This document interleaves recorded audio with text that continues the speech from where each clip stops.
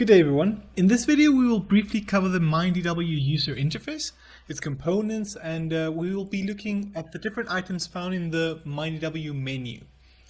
So every time you open MINEDW you will be prompted with the startup menu, and in this menu you can decide to open the last project you worked on, open an existing project, or create a new project. In this case I will choose to open an existing project and choose the file I want to open. As soon as you open the project, you will see the complete MINEDW user interface. The interface is composed of four main components: the menu options, the toolbar, the control panel, and the viewing plane. Now, the viewing plane is the main graphical component where all the plot items are shown graphically for the user to interact with. The control panel here on the side is where the user controls the elements found in the viewing plane. The control panel is composed of three subpanels: the plot items, where all the items in the scene are listed and can be turned on or off. The view plane here, which allows us to control the viewing angles of the viewing scene. And the information panel, which shows the details of the different elements in the scene, such as coordinates or zone properties. Up here, the MINEDW menu banner is where you can find all the major functions of the MINEDW user interface. The toolbar here is where you can find all the tools required to work with the model and analyze its components. Such tools include the select tool or the plane creation tool, for example. Now we're going to look at the menu options with a little bit more detail. The menu toolbar here has 11 items from which you can select, each fulfilling a different function. Firstly, we see the file menu. This menu allows to work with different project options, such as creating a new project, saving the current one, or opening another existing project, for example. And furthermore, in this menu we can also import files, such as STL or FFlow files, or export the current view in different file formats, such as the bitmap images or DXF files.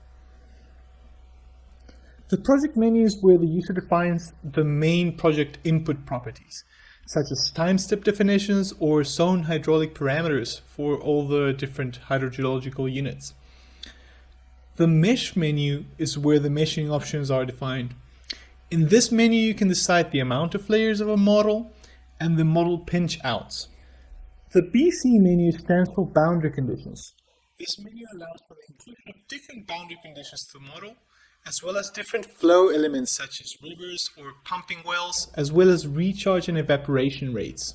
The mining menu is where the mining plan can be created and modified.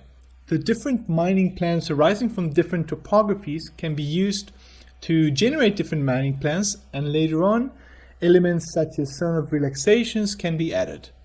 The run menu does what its name implies. It allows for the creation of an external dataset containing all of the model parameters that we've assigned, and it allows you to run the MINEDW model based on those data files.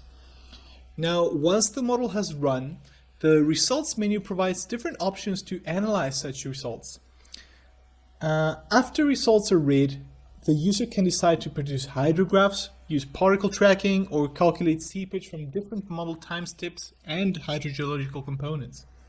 Furthermore, the model results can then be exported for a particular time step, such as pore pressures, for example, either for the whole 3D model or for a user-defined cross-section. Additionally, the other menu components help with the visualization and analysis of the model. The view menu allows to save the current scene in order to come back to it later, while the tools and window menus allow to show or hide components from the MINEDW interface.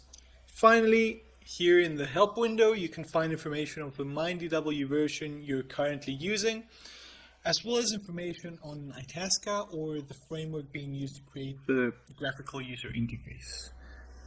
This review of the different MINEDW menus concludes our tutorial for today. Please follow and subscribe to the channel for more tutorials and to keep up to date with the latest ITASCA developments. Thank you very much and see you next time.